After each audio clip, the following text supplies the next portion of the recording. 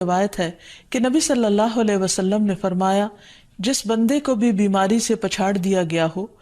تو اللہ تعالیٰ اسے جب بیماری سے اٹھاتا ہے تو وہ پاک ہوتا ہے۔ تو یہ ایک حقیقت ہے کہ انسان کے گناہ اس کے لیے مشکلات کا سبب بنتے ہیں۔ امام ابن القیم الجوزیہ لکھتے ہیں، ان کی ایک مشہور کتاب ہے الداء والدواء، بیماریاں اور علاج، اس میں وہ کہتے ہیں کہ کوئی بھی گناہ ایسا نہیں کہ جس کے اثرات نہ ہوں۔ انسان سے چھوٹی یا بڑی جو بھی کوئی غلطی صادر ہوتی ہے، اس کے نتیجے میں کچھ نہ کچھ اثرات اس کی زندگی پر ضرور پڑتے ہیں۔ ہاں، اگر اللہ تعالیٰ معاف کر دے تو وہ اور بات ہے، ورنہ ہر گناہ کی ایک تاثیر ہوتی ہے، اور ان تاثیرات میں سے ایک چیز یہ ہے کہ انسان مختلف قسم کی بیماریوں میں مبتلا ہو جاتا ہے۔ اسی لیے ہم دیکھتے ہیں کہ جب انسان بیماری میں مبتلا ہوتا ہے تو اللہ تعالیٰ اس بیماری کو اس کے گناہوں کا کفارہ بنا دیتے ہیں۔ جیسے حدیث میں آتا ہے کہ جس مسلمان کو کانٹا چبھے یا اس سے زیادہ کوئی تکلیف پہنچتی ہے تو اللہ تعالیٰ اس کے ذریعے اس کے گناہوں کو اس طرح دور کر دیتا ہے جس طرح درخت سے اس کے پتے جھڑتے ہیں۔ تو اس سے ہمیں یہ پتہ چلتا ہے کہ بیماریوں کے آنے کے مختلف اسباب ہوتے ہیں۔ بیماری بہرحال جس بھی وجہ سے آئے، لیکن اصل چیز دیکھنے کی یہ ہے کہ مومن کا رویہ کیا ہے۔ مومن کو اگر کوئی کانٹا بھی چبھتا ہے تو وہ اس پر صبر کرتا ہے۔ اس لیے بیماری یا تکلیف کے آنے پر انسان کو اللہ سے راضی رہنا چاہیے، شکوہ نہیں کرنا چاہیے، کیونکہ جو اللہ سے راضی ہو جاتا ہے کسی آزمائش پر، اللہ تعالیٰ بھی اس سے راضی ہو جاتا ہے۔ پھر اسی طرح اللہ تعالیٰ کا شکر ادا کرنا چاہیے، کیونکہ بیماری اس سے زیادہ شدید بھی ہو سکتی تھی۔ لہٰذا انسان کو اللہ تعالیٰ جس حال میں رکھے، انسان اس پر شکر گزار رہے۔ پھر یہ کہ انسان کسی بھی بیماری میں کسی بھی قسم کی ہو اور زندگی کے کسی بھی حصے میں ہو، اس میں مایوس نہ ہو، پر امید رہے کہ بیماری دور ہو جائے گی۔ پھر اسی طرح اگر بیماری طول پکڑ جائے تو انسان کو گھبرانا نہیں چاہیے، کیونکہ ہر گزرنے والا لمحہ انسان کے درجات میں اضافے کا سبب بنتا ہے اور اس کے گناہ مسلسل جھڑتے چلے جاتے ہیں، حتیٰ کہ انسان بالکل پاک صاف ہو جاتا ہے۔ پھر اسی طرح انسان کو بیماری کی حالت میں دوسروں سے شکوے شکایات نہیں کرنی چاہیے، کیونکہ بیماری اللہ کے اذن سے آتی ہے، اور جب انسان ہر ایک کے آگے رونے لگتا ہے تو گویا وہ اللہ تعالیٰ کا شکوہ کر رہا ہوتا ہے، جو چیز اللہ تعالیٰ کو پسند نہیں۔ پھر اسی طرح منہ سے برے الفاظ نہیں نکالنے چاہیے، بیماریوں کو کوسنا نہیں چاہیے، اور پھر ایسے الفاظ نہیں ادا کرنے چاہیے کہ مجھے لگتا ہے کہ اس بیماری میں میری زندگی چلی جائے گی، یا یہ کہ کسی مریض کی عیادت کے لیے جا کر اس کو اس قسم کی بات نہیں کرنی چاہیے، خواہ کتنی ہی خطرناک بیماری کیوں نہ ہو، ہمیشہ اسے امید دلانے چاہیے، کیونکہ مایوسی کے الفاظ اور برے بھلے اور منفی قسم کی باتیں اللہ تعالیٰ کو پسند نہیں، اور انسان ویسے بھی جیسے سوچتا ہے پھر اس کے ایکشن اس کے مطابق ہونے لگتے ہیں۔ اب یہ ہے کہ انسان بیماری میں دوا ضرور کرے، کیونکہ حدیث میں آتا ہے کہ اللہ تعالیٰ نے کوئی بیماری ایسی نہیں اتاری جس کے لیے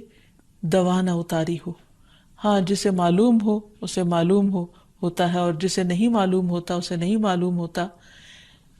بعض اوقات اللہ تعالیٰ ڈاکٹر کے دل میں ڈال دیتا ہے اور اس کا علاج اس کو سمجھ میں آ جاتا ہے، اور بعض اوقات وہ بیماری لا علاج ہوتی ہے، حالانکہ اس کا علاج موجود ہوتا ہے مگر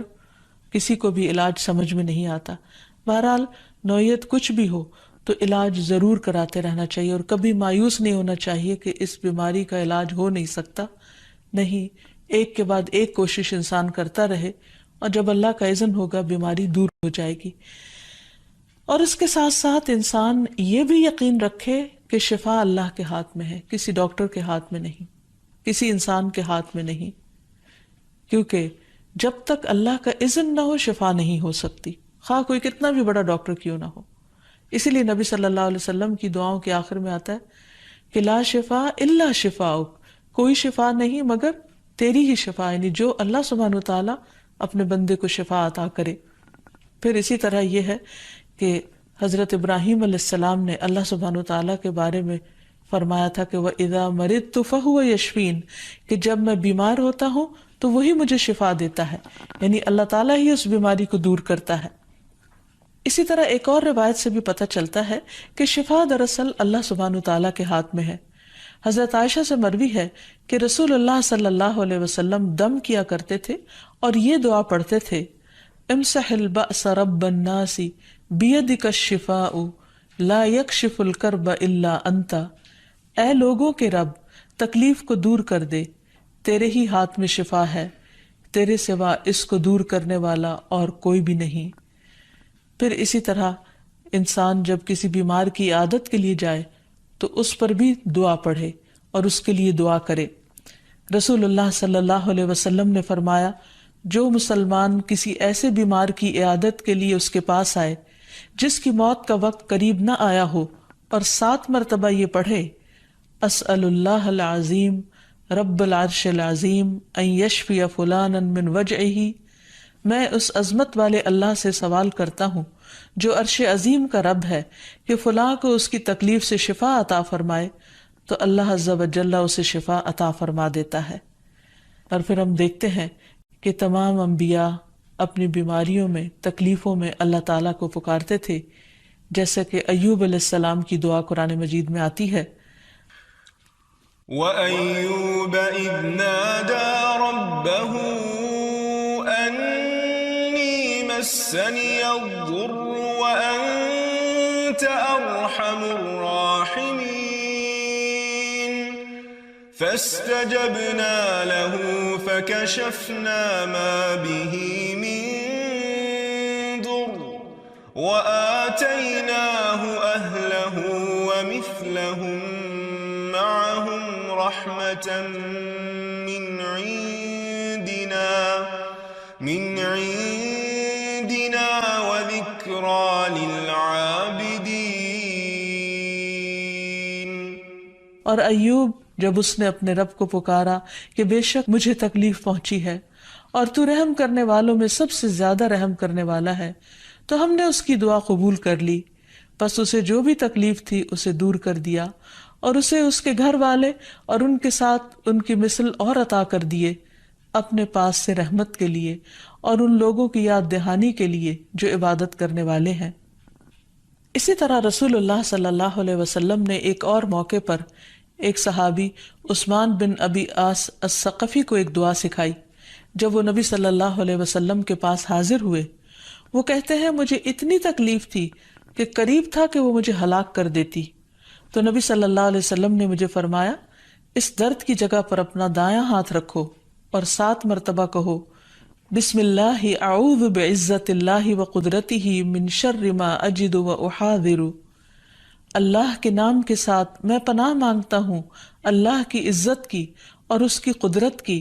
اس شر سے جو میں محسوس کرتا ہوں، یعنی اس تکلیف سے بچنے کے لیے جو مجھے محسوس ہو رہی ہے اور جس سے میں خوف محسوس کرتا ہوں۔ عثمان کہتے ہیں کہ جب میں نے یہ پڑھا تو اللہ سبحانہ وتعالیٰ نے مجھے شفا عطا کر دی۔ پھر اسی طرح ہر بیماری سے شفا کی دعا نبی صلی اللہ علیہ وسلم نے سکھائی۔ عبداللہ بن عباس سے مروی ہے کہ نبی اکرم صلی اللہ علیہ وسلم نے فرمایا، جب کوئی شخص کسی ایسے مریض کی عیادت کرے جس کی موت کا وقت ابھی قریب نہ آیا ہو اور اس کے پاس 7 مرتبہ یہ دعا پڑھے، اسأل اللہ العظیم رب العرش العظیم ان یشفیک، میں عظمت والے اللہ جو عرش عظیم کا رب ہے اس سے دعا کرتا ہوں کہ وہ تمہیں شفا عطا کرے، تو اللہ تعالیٰ اسے اس مرض سے شفا عطا کر دے گا۔ پھر اسی طرح نبی صلی اللہ علیہ وسلم اگر کسی کو کوئی پھوڑا بنسی ہوتی تو اپنے لعاب دہن کے ساتھ زمین کی مٹی تھوڑی سی لے کر اس درد تکلیف والی جگہ پر لگاتے تو اس سے بھی شفا ہوتی۔ حضرت عائشہ کہتی ہیں کہ جب کسی انسان کے عضو میں کوئی تکلیف ہوتی، پھوڑا یا زخم ہوتا، تو نبی صلی اللہ علیہ وسلم اپنی انگلی اس طرح رکھتے، اور سفیان جو راوی ہیں انہوں نے اپنی شہادت کی انگلی زمین پر رکھی، پھر اسے اٹھا کر فرمایا، بسم اللہ تربت اردنا بریقت بعدنا لیشفى به سقیمنا باذن ربنا، اللہ کے نام کے ساتھ ہماری زمین کی مٹی ہمارے رب کے حکم سے ہم میں سے بعض کے تھوک کے ساتھ ہمارے بیمار کو شفا دی جائے۔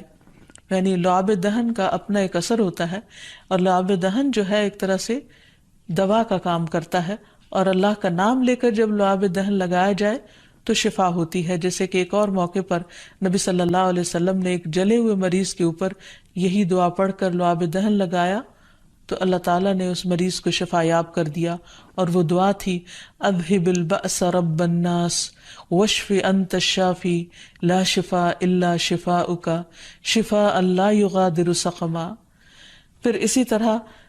ایک موقع پر ایک قبیلے کے سردار کو جب بچھو نے کاٹ لیا اور اس کے جسم میں زہر پھیل گیا تو ایک صحابی نے سورۃ الفاتحہ پڑھ کر اس پر دم کیا تو اس سے اس کو شفا ہو گئی، اور یہ بات جب نبی صلی اللہ علیہ وسلم کو بتائی گئی تو آپ اس پر خوش ہوئے۔ اور سورۃ فاتحہ سب لوگوں کو آتی ہے، اسی لیے اس کا نام سورۃ الشفا بھی ہے،